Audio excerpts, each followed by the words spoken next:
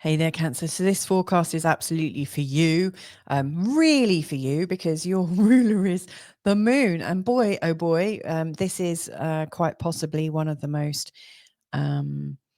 strong 2-week forecasts for this year ahead, because we're going from eclipse to eclipse. We're literally starting from the total lunar eclipse, which is the full moon in Virgo on the 13th, 14th of March, taking you on a trip all the way through to the 29th of March, where we've got the partial solar eclipse, which is AKA the new moon in Aries. So we're going from eclipse to eclipse, a full moon to a new moon. But it's not just that. There's so much going on with your ruling planet, the moon. But the sun is really strong as well. We've got Cazimi's galore. We've got Venus retrograde, Mercury retrograde, and some really unusual but helpful and frustrating aspects as well. So let's this whole process for you in this 2-week, this forecast for you in this next 2 weeks, is to really lay out how you might find some space and peace, because obviously you're a Cancerian, and I don't know if you're a Cancerian sun or someone with Cancerian ascendant, but this hopefully will really speak to your soul. So allow me to take you through this 2-week period and show you where there are gaps, moments where you can rest and reflect and react and come into a new understanding, because that's what these eclipse periods are all about. You are most likely already feeling quite heightened by all of this. And yet it's going to be okay. That's why I want you to know. If you're new to this channel, my name's Louisa Tanner Munson. Hello, welcome. This is Feel Good Astrology, and the way I record is to talk directly at you. I'm an intuitive astrologer. I don't see these as just forecasts. I try and record them as if I'm actually talking to a real live client. So hopefully this will reach you. Anyway, let's bring up some slides so I can share a little bit of information with you, and we'll take it from there. So like I said, we're going from full moon to new moon. And, with the full moon and the new moon, there are very different energies. And, the first thing I think to understand is that, the full moon is all about the illumination of your life, what's going on. All the patterns become so close to see that it might be too close for comfort. You're in a very creative phase, very soulful, very emotional phase, and things can be quite overwhelming, especially if you're one of those empath Cancerians, which you may very well be if you found this channel. I find usually coming up to the full moon, and you might find it useful to listen to my previous forecast, because that will give you the run up to what might be generating for you. But around the full moon, we are in the fullness of the generation, aware of your intentions brought you. And now it's a time of, okay, I need to cope. I can't sleep very well because it's too bright. Everything is in my face. How do I let go? And this is what the waning phase is all about, the waning phase that we're going through over this next 2 weeks. We're going from the full illumination and the chaos of the full moon to the desensitization and the clean slate that I think really is represented by the new moon. The new moon has no illumination. We have to illuminate from within. We have to absolutely be the light in our life. We have to take our own counsel. So this is a process of going from the outside really to the inside. We are going within right now. And in this third quarter phase, like this moment in right in between these 2 weeks, this is when there is still illumination, and also this inward feeling, this feeling of, yes, it's time to go within, it's time to check into my own amazing, incredible resources. So in this first week, you're quite visibly letting go and arranging things. When you're realizing something is overwhelming, you're thinking, okay, do I still want that? And it's time to let it go, and to let it go quite defiantly, and knowing that it's the right decision. But as we come to this like 1 week in phase, it's usually a time when you realize it's not as clear cut as just chopping the obvious bits. It's time to really check into your emotions, your senses, your intuition, and allow them to speak with you. And then you find in the last week, it becomes more about allowance, so yes, you are letting go. Yes, you're going deeper inside. You are in a really deep review period. And so you're kind of going into allowance. It takes a lot more trust, like trust in the universe, to be able to do this. And then, as we get to the new moon, which is the partial solar eclipse, this new moon in Aries, very yummy, in a very important part of your chart, by the way, might I add. This is absolutely where you're in a place of trust. It's kind of, you're naked, not literally, unless you are, but it's deep internalization, in a place of, I think, if we clean the slates, we really scale things back, we leave ourselves in this place of promise, and we leave ourselves in this place of intention, like open intention, like we're saying, this is what I'd like. So it's vulnerable, like we really strip ourselves bare, we become vulnerable, we let go of everything. But then comes this like promise, like we've cleared space for something new to grow.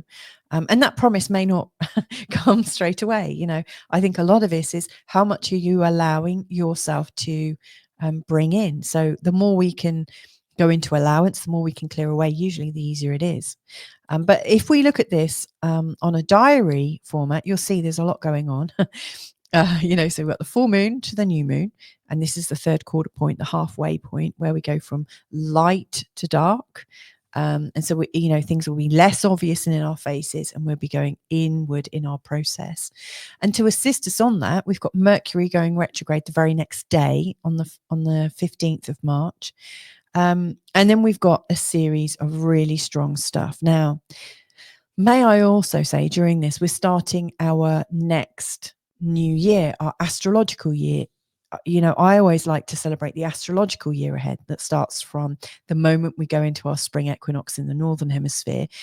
Spring starts, that's the astrological new year, as the sun goes into the sign of Aries. Obviously it's going into autumn if you're in the southern hemisphere, but it's the start of the year. So it's a really important time, like of new beginnings, of new patterns, of a whole new story.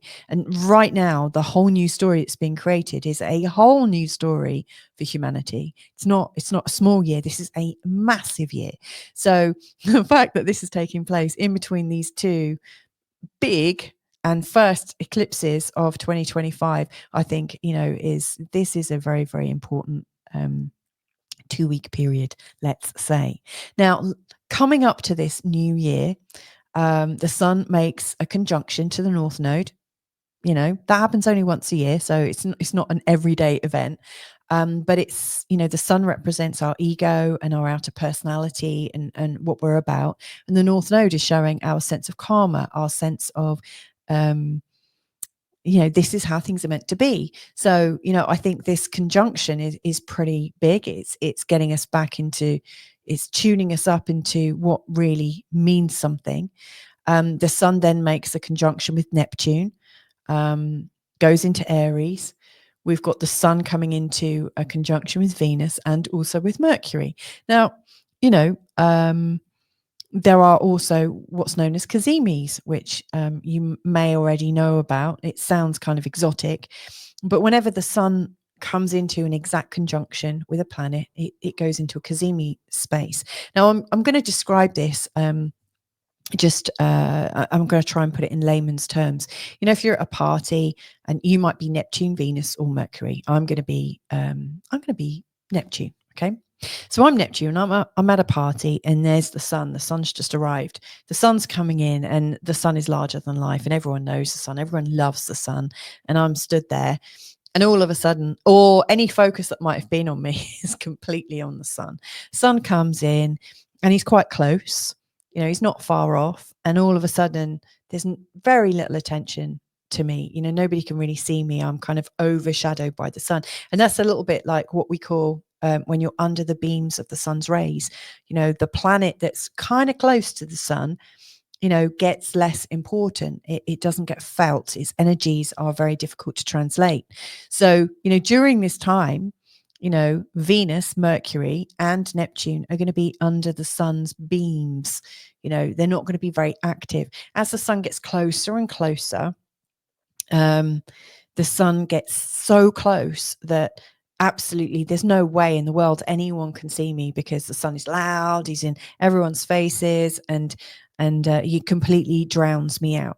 That's when the sun is known as combust. It's really, really close. And then all of a sudden the sun notices me and say, hey, everyone, look, there's Neptune here. Look at Neptune. Neptune is so great. And it says, like, the sun and Neptune come together. All of a sudden the sun is, Neptune is brilliant.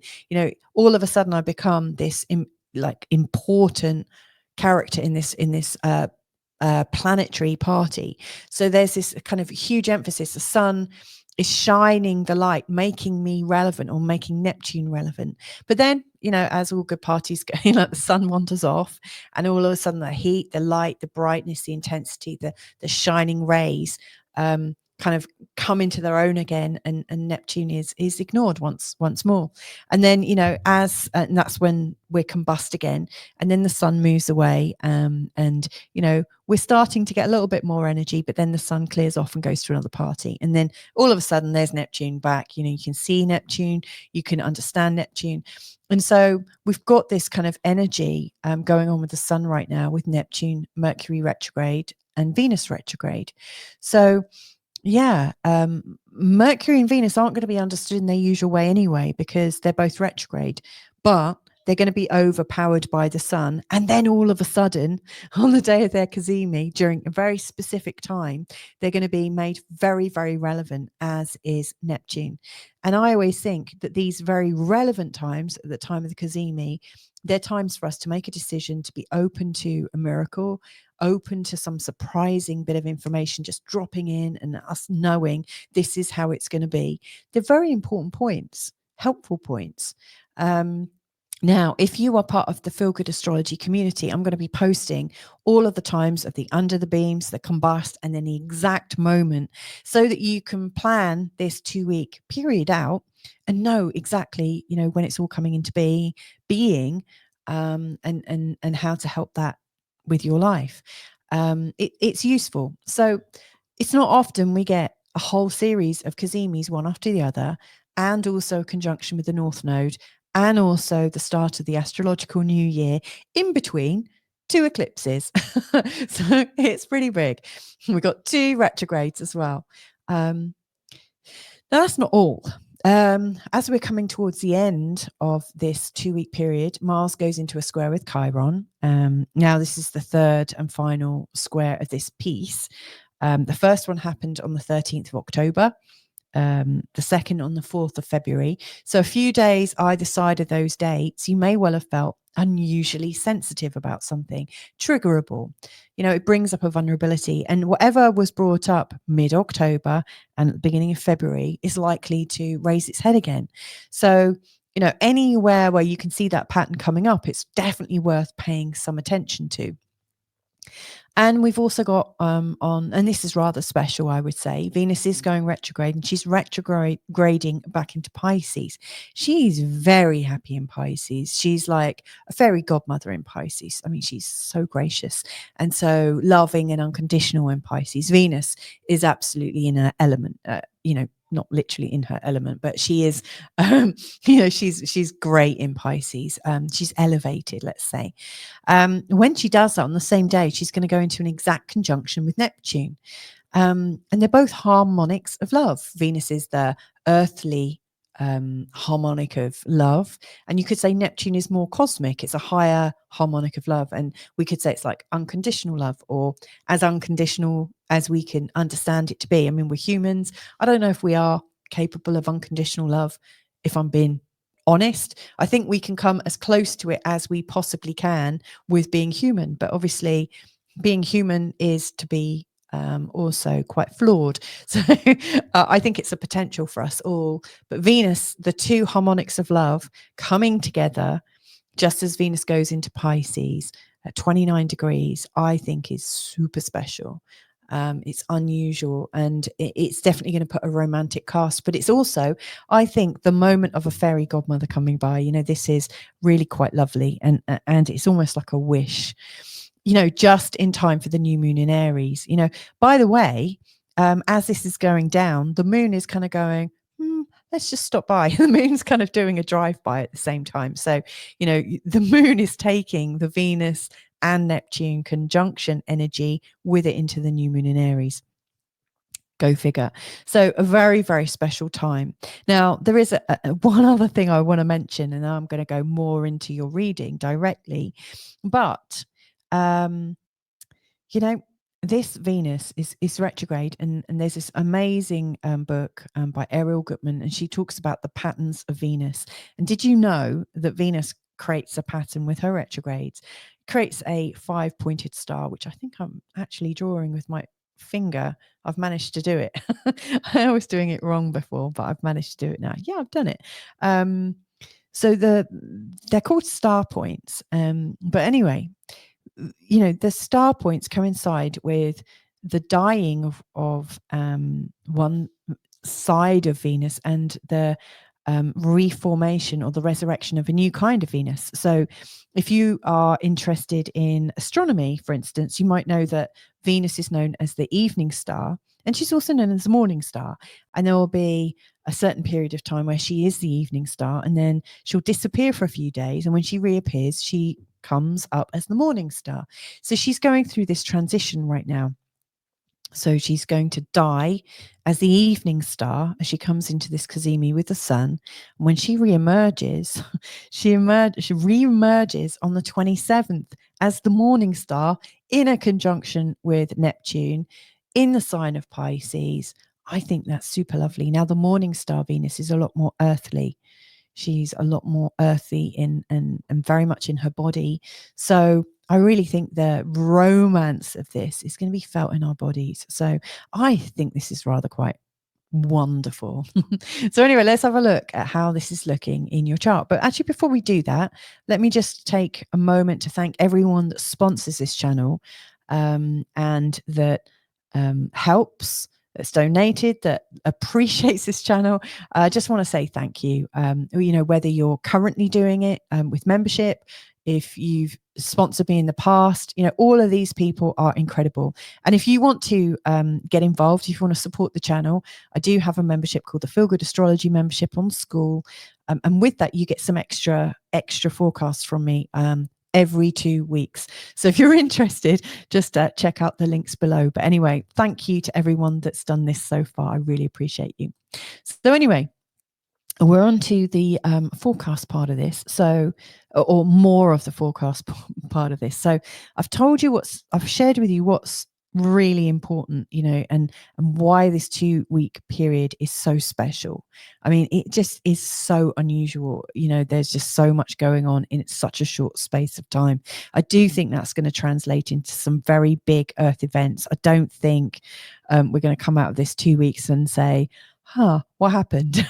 I just think there's going to be some big stuff. And given that eclipses are going on, I think world events, given there's a lot of world politics going on and a lot of warmongering going on from different people, and lots of talk about discoveries and information being released and all sorts of things, I think it's that we are coming into times that are going to really rock us.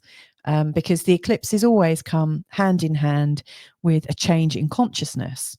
They shift us somehow. So there's likely going to be some big distractions. And, with your Cancerian energy, it's really important that you find a way to keep balanced, even when it feels like everyone else is losing their heads and trying to pull you in with them. I really, if I had one piece of advice, I'm going to give you loads during this, so please forgive me on that. But my first piece of advice would be, anytime you're feeling really swayed, just ask yourself, who does this belong to? And is this mine? Is this mine to deal with right now? Do I need to know who's starting a war? Do I need to know who's paying for the war? Do I need to know why this is important or why it's not important? Absolutely not. All you need to know right now is what's going on in your life and how to have a spectacular life and how to get all of your ducks in a row. That's the most important thing right now, because if everyone goes and holds on to narratives of disorder and narratives of upset and shock and separation and this, that, and the other, it's going to manifest in your life so fast. Where we put our attention during the eclipses is what we're bringing more of into our life. The eclipses are so much more strong. So really guard your attention. Don't let other people pull your attention where they think it should go. Be very cautious of anyone trying to do that. I mean, obviously, I'm doing it right now. I'm trying to pull your attention back to you, because this is what this is all about. Anyway, so I've got 3 charts here. The first one is what it looks like at the total lunar eclipse from a Cancerian point of view. So you'll see there's a lot of stuff up here, and this is quite an important place, and a lot of stuff down here. So we're transitioning from a 3rd and 9th house kind of energy.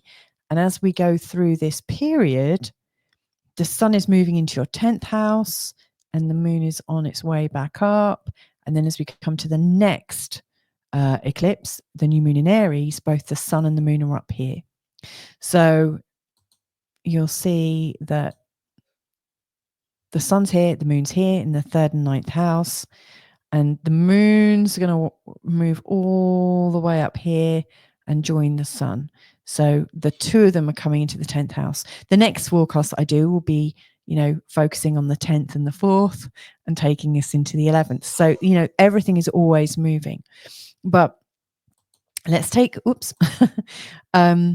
the 9th to the 10th house energy is important. The 9th is about the great adventure. It's about spirituality. It's about feeling magnificent. It's about feeling like you've got possibilities and space and new vistas and new information. And it's also a place of higher learning. It might be where you become a professor or a teacher and that you might have some influence. So the 9th house I do see has a lot of influence.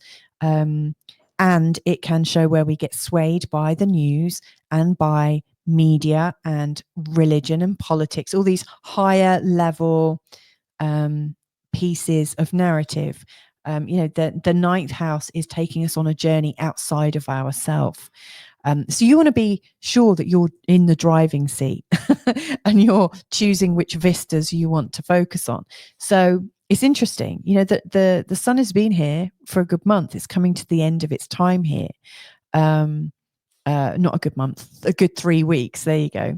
So the sun, is here. You've been here for 3 weeks already, and it should have opened your mind a little bit and shown you what else exists in the world, so that you know that you're growing. The sun is going to make it his transition from this part of the world into your 10th house, which is about how you stand in the world as an adult, what you're trying to create in the world.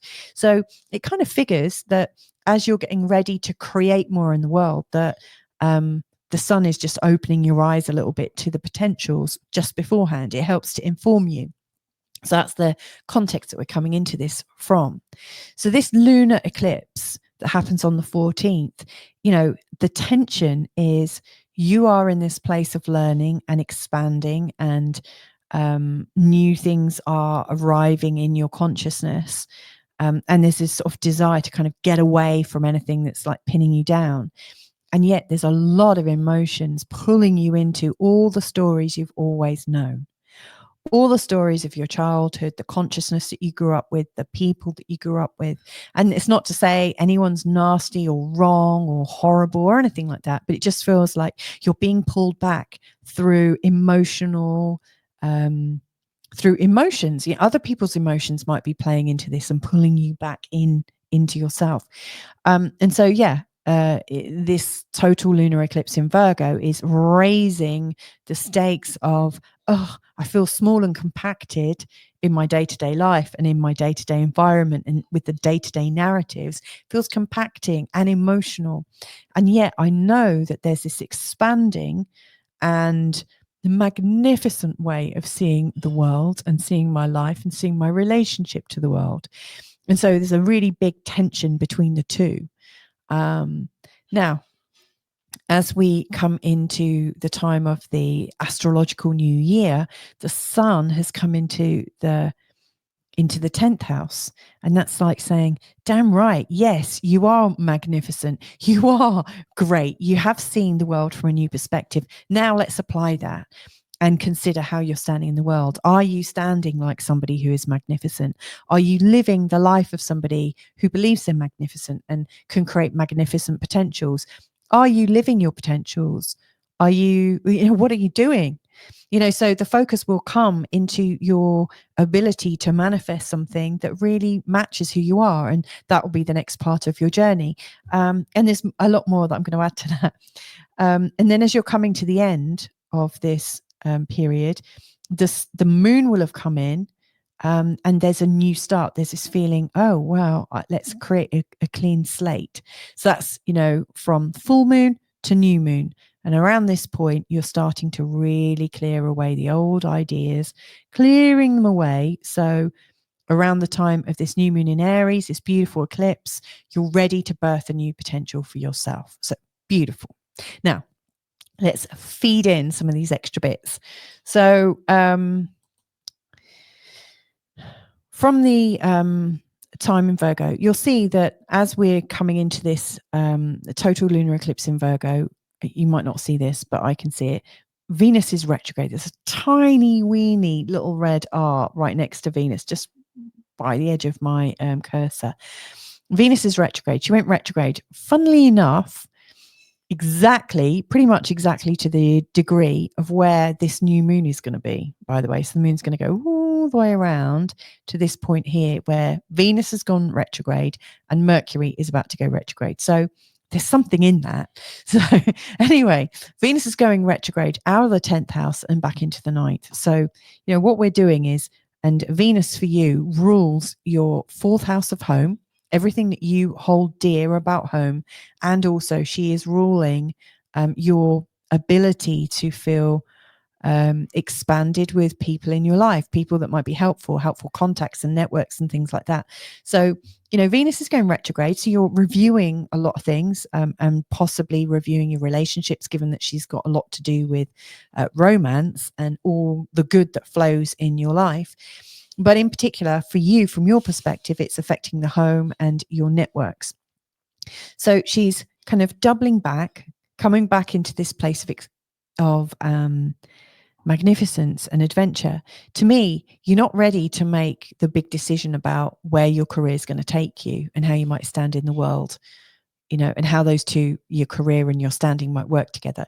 To me, Venus coming back this way is an indication that it's time to just nudge yourself back into the bigger vision.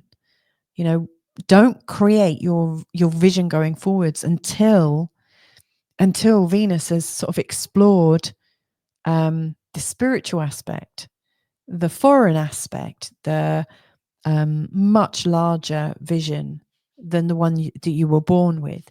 She's trying to get you to relate to a new way of being before you come and make a big decision. Now, Mercury is going to go retrograde on the 15th. And he's passing from this point of, I'm ready to do stuff in my career, but he's going backwards to this place of magnificence and adventure and a higher context.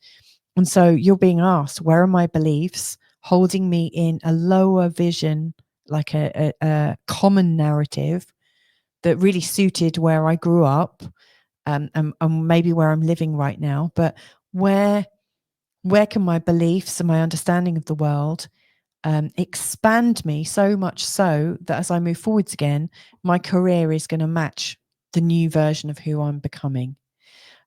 So these are serving you. Now, whilst these are going retrograde, the sun is also coming this way. And, I've mentioned the Cazimis. Obviously, the sun is going to come into a conjunction with Neptune first. Literally, they are both here on this line here. On the 20th, 19th, 20th, they come into a conjunction. But then the sun's moving this way. Venus is moving that way. And Mercury is moving that way. So the sun is going to kind of almost like a bowling ball hitting two skittles. Like it's like it looks like the sun's just moving towards the skittles of Mercury and Venus, but actually they're actually kind of moving together. It's like a head-on collision. And the sun's going to say, oh, okay, what are you learning right now? What are you learning right now, Mercury? And so I think this, the sun and the moon are going to meet up at this point before Venus and Mercury come back. So I really think the sun is getting a heads up. The sun is saying, what have you learned so far? Mercury, what have you learned so far? Okay, let's start clearing the decks. Let's get ready. I've got an inkling. So I do think you're going to start moving forwards again quite quickly, even before Mercury and Venus finish their retrograde. But I don't necessarily think it's the right time to commit to anything. However, I do think, this Happy New Year and the Venus Cazimi and the Mercury Cazimi on the 24th are going to help you feel a lot more decisive and get a real feel for what's going on. This is kind of describing the kind of energy that you're moving in from eclipse to eclipse. But let's just focus on the moon a little bit. So from this Happy New Year, the moon is in Sagittarius in a place of work, so from the 19th to the 22nd of March, you might be a little bit more formal and start tidying things up, neatening things up. I think that's kind of helpful. But from the 22nd, the moon is in this part of your chart to do with relationships.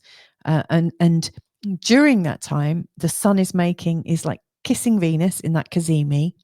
So that could be quite helpful in terms of your relationships, given that the moon's illuminating or reflecting what's going on in your relationships. That could be quite helpful.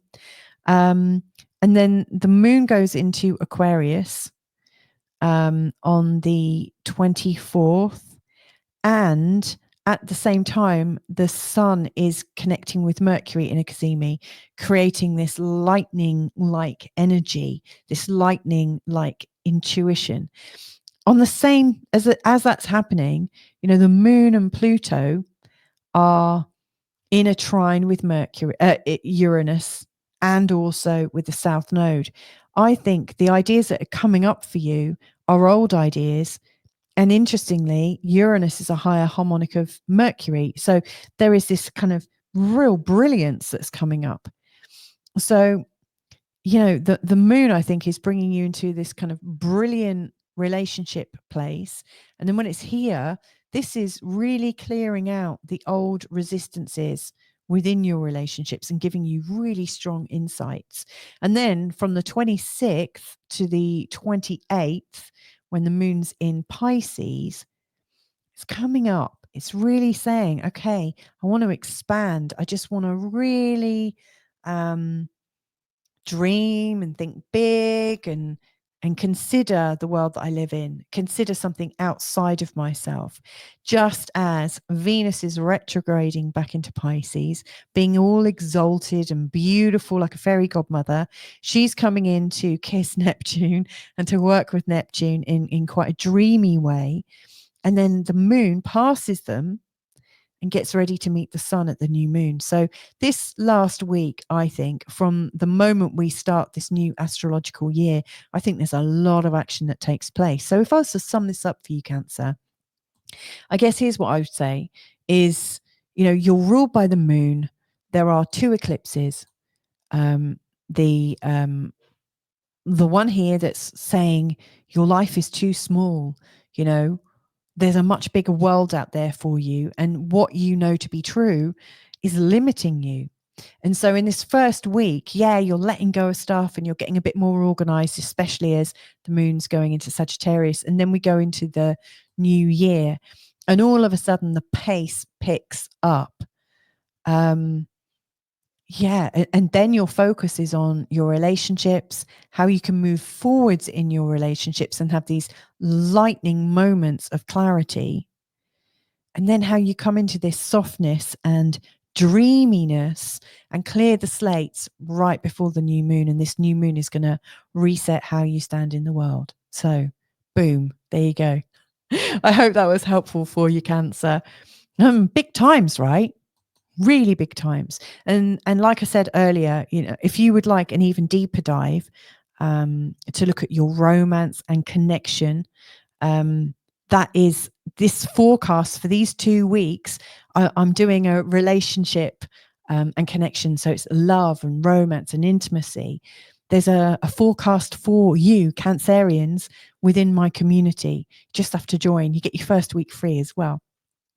And if you're, you know, considering your career and your ambition and how you stand in the world, again, there's a forecast for just that, for that aspect, just for you, Cancer. So again, if you want that deeper look, more specific look at love and money and so much more besides, like a monthly video call with me where, you know, we can all connect as a community, and other stuff like the exact moments of the Cazimi, blah, blah, blah, all my new releases and stuff, then yeah, consider supporting the channel, and all the details are below.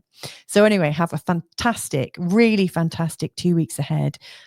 Between eclipse to eclipse, I think we're going through masses of change, and I would kind of, yeah, I just think the change that you're likely to be coming into and making personally, you know, this is one of the biggest moments for you in this year. So there you go, Cancer. Sending you loads of love. Have a great one, and hopefully I'll catch up with you real soon. Bye for now.